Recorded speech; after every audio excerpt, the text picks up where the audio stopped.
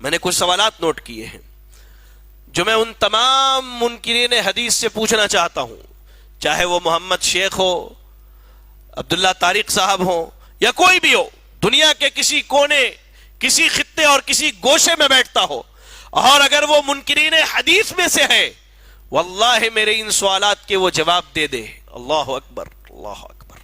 سوالات یہ میرے کوئی نئے سوالات نہیں ہیں، یہ ائمہ نے اپنی کتابوں میں نقل کیے ہیں۔ سب سے پہلا سوال، ارکان اسلام 5 ہیں، آپ قرآن سے یہ ثابت کر کے بتا دیجئے کہ ارکان اسلام کتنے ہیں؟ 5 ہیں۔ یہ پہلا سوال ہے۔ چلیے آپ نے 5 ثابت کر دیا، بغیر شہادتین کے اقرار کے کوئی مسلمان نہیں ہو سکتا۔ چلیے شہادتین بھی مان لیتے ہیں، کم از کم دن بھر کی 5 نمازیں ہیں، اور ان نمازوں میں فجر میں 2، ظہر میں 4، عصر میں 4، مغرب میں 3، عشاء میں 4۔ یاد رکھیے گا میری بات کو۔ اس کے علاوہ جو سنتیں ہیں وہ نماز کی مکمل دعائیں، نماز کی مکمل دعائیں، اللہ اکبر تکبیر تحریمہ سے لے کر سلام تک۔ یہ خصوصاً میں محمد شیخ صاحب سے پوچھنا چاہتا ہوں کہ آپ جو نماز کا طریقہ بتلا رہے ہیں اپنے ویڈیوز میں، یہ لینگویج ہے سبمیشن ٹو دا ون جو اس کو کرا رہا ہے۔ تو ہمارا جو نماز کا طریقہ ہے وہ سٹارٹ اس یہاں سے ہوتا ہے، اللہ اکبر، یہ ہے نا جو کرتے ہیں نا، یعنی ہم یہ سٹارٹ کرتے ہیں اللہ کے سامنے کہ ہم ٹوٹل سبمیشن کی باڈی لینگویج شو کرتے ہیں اللہ کو۔ سٹارٹ یہاں سے ہوتا ہے انسان کی صلاح۔ تو سائیکولوجیکلی میں جب یہ کر رہا ہوں تو مجھے معلوم ہے کیوں کر رہا ہوں۔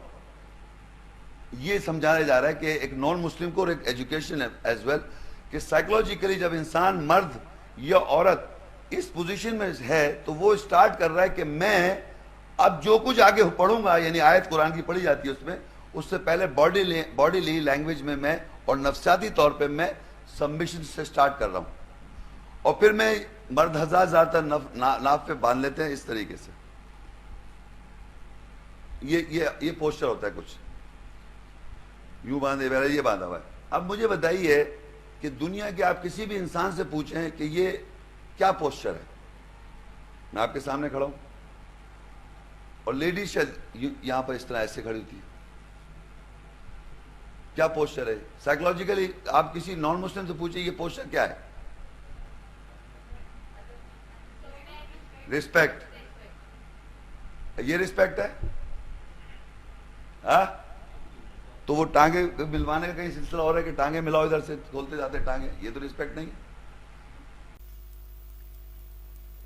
نماز جس طریقے پر آپ پڑھ کر کے ویڈیوز میں بتا رہے ہیں، آپ کے شب قدر کے پروگرامز میں جو نماز کا طریقہ دکھایا جا رہا ہے تراویح کا، آپ ذرا یہ مکمل طریقہ مجھے قرآن سے ثابت کر کے بتائیے، عقل سے نہیں۔ ہم ایرے غیرے کی عقل نہیں مانتے، ہم مانتے ہیں تو قرآن کی دلیل مانتے ہیں یا سنت کی دلیل مانتے ہیں۔ آپ مکمل 5 وقتہ نمازوں کا طریقہ قرآن مجید سے ثابت کر کے بتلا دیجیے عقل کے علاوہ۔ چلیے ارکان اسلام میں دوسری چیز، نماز کے بعد زکوٰۃ کا مسئلہ ہے۔ قرآن کہتا ہے اقیموا الصلاۃ وآتوا الزکاۃ۔ زکوٰۃ کس سے لی جائے گی؟ کن کن مالوں میں لی جائے گی؟ کتنا لیا جائے گا؟ لے کر کے خود جیب میں ڈال لیں گے یا غریبوں میں تقسیم کریں گے؟ اچھا غریبوں میں بھی کس کو دیا جائے گا؟ زکوٰۃ کتنے دن پر دیا جائے گا؟ ذرا آپ یہ قرآن سے ہمیں ثابت کر کے بتلا دیجئے، عقل سے نہیں صاحب، قرآن سے ثابت کر کے بتائیے۔ روزے کا مسئلہ لیجئے، فجر کے وقت سے لے کر کے مغرب کی آذان تک، سورج غروب ہونے تک انسان کو روزہ رکھنا ہے۔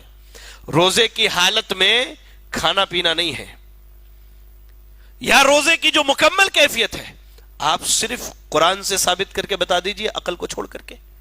اور آگے آئیے، قرآن کہتا ہے الحج اشہر معلومات، کہ سورہ بقرہ آیت نمبر 197، حج کے کچھ مخصوص مہینے ہیں۔ میرا سوال یہ ہے کہ حج کے مہینے کون کون سے ہیں؟ یہ آپ صرف قرآن سے ثابت کر کے بتائیے۔ حج کا طریقہ احرام باندھنا، طواف کرنا، عرفات میں وقوف کرنا، مشعر حرام میں وقوف کرنا، مینا میں 5 دن ٹھہرنا، آپ مکمل حج کا طریقہ عقل سے نہیں صرف قرآن مجید سے ثابت کر کے بتلا دیجیے۔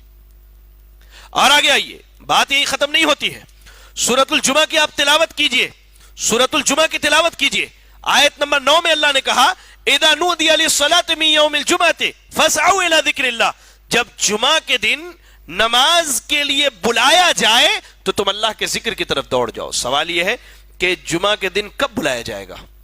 نماز کے لیے بلایا جائے گا، کب بلایا جائے گا، کیسے بلایا جائے گا؟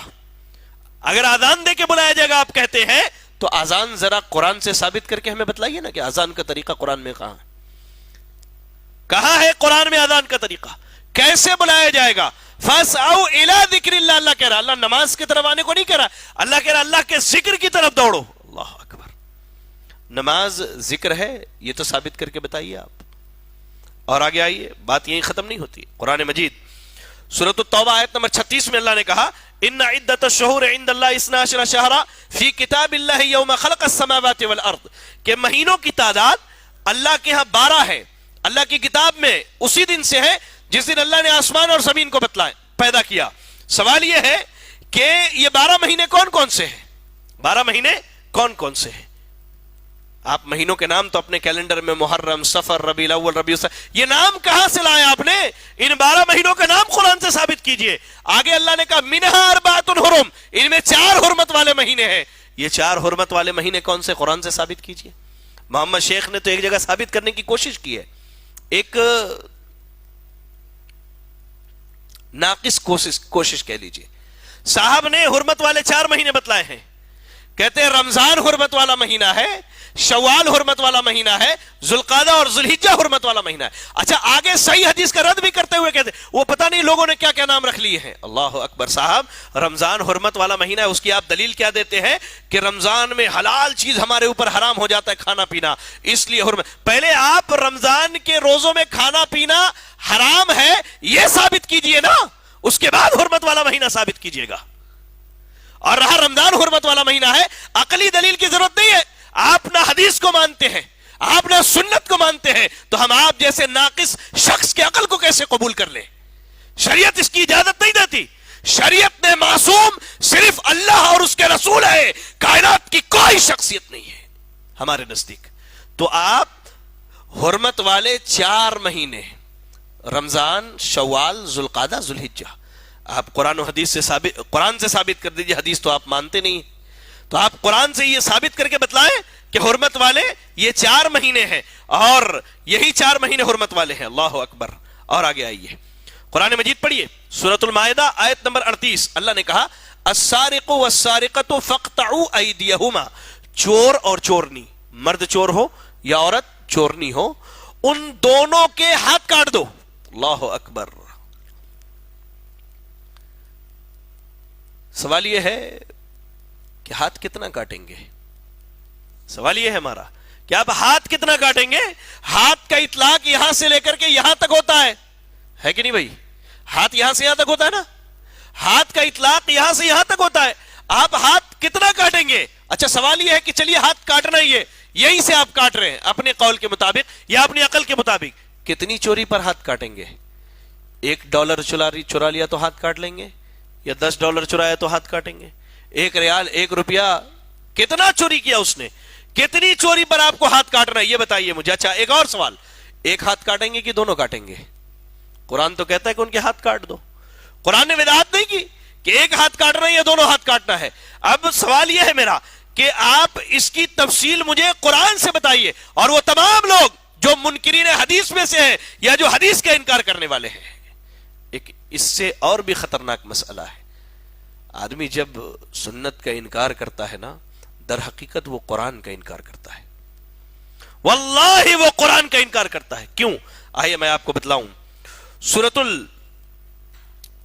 قرآن مجید کے اندر اللہ رب العالمین نے کہا حرمت علیکم امہاتکم و بناتکم، اللہ نے جن سے نکاح کرنا حرام ہے ان کی تفصیل بتائی ہے کہ تمہاری مائیں حرام ہے، تمہاری بہنیں حرام ہیں، تمہاری بیٹیاں حرام ہیں، تمہاری بھتیجیاں حرام ہیں، تمہاری بھانجیاں حرام ہیں۔ اللہ نے تفصیل بتائی ہے. یہ کون؟ جو حقیقی ہے. آگے اللہ تعالیٰ کہہ رہا ہے وَأُمَّهَاتُكُمُ اللَّاتِي أَرْضَعْنَكُمْ وَأَخْوَاتُكُمْ مِنَ الرَّضَاعَةِ، یعنی وہ مائیں جنہوں نے تمہیں دودھ پلایا ہے اور وہ بہنیں جو تمہاری دودھ شریک ہے. آگے قرآن نے تفصیل نہیں بیان کی کہ دودھ شریک بیٹی سے نکاح حرام ہے یا حلال ہے. دودھ شریک بیٹی سے نکاح حرام ہے یا حلال ہے. دودھ شریک بھائی کی بیٹی سے نکاح حرام ہے یا حلال ہے. دودھ شریک بہن کی بیٹی سے نکاح حرام ہے یا حلال ہے. آگے اللہ نے حقیقی رشتوں کے حرمت کا بیان کیا ہے، لیکن دودھ شریک جو ہے ان کے رشتے میں صرف ماں اور بہن سے نکاح کو اللہ نے حرام قرار دیا ہے، اس کے بعد کسی رشتے کا ذکر نہیں ہے. تو اگر ہم حدیثوں کا انکار کر دے اور سنت کو چھوڑ دے تو ان سب سے نکاح حلال اور جائز سمجھنا ہوگا. اور قرآن مجید میں کہیں بھی یہ ذکر نہیں ہے کہ بھانجی اور خالہ کو ایک ساتھ نکاح میں رکھ سکتے یا نہیں رکھ سکتے. اور ایسے ہی بھتیجی اور پھوپھی کو ایک ساتھ نکاح میں رکھ سکتے یا نہیں. یہ حدیث نے بتلایا ہے کہ ایک نکاح میں بھانجی اور خالہ کو ایک مرد نہیں رکھ سکتا، ایسے بھتیجی اور پھوپھی کو نہیں رکھ سکتا. سوال یہ ہے کہ قرآن میں اگر یہ نہیں ہے تو آپ کی کیا رائے ہے اس کے بارے میں؟ کیا رائے ہے ان رشتوں کے نکاح کے بارے میں؟ آپ کی کیا رائے ہے؟ اور آگے آئیے، قرآن مجید نے کہا، جیسا کہ میں نے پہلے بھی ذکر کیا، حرمت علیکم المیتۃ والدم ولحم الخنزیر، سورہ مائدہ کی آیت نمبر 3 میں اللہ نے کہا تمہارے اوپر مردار حرام ہے.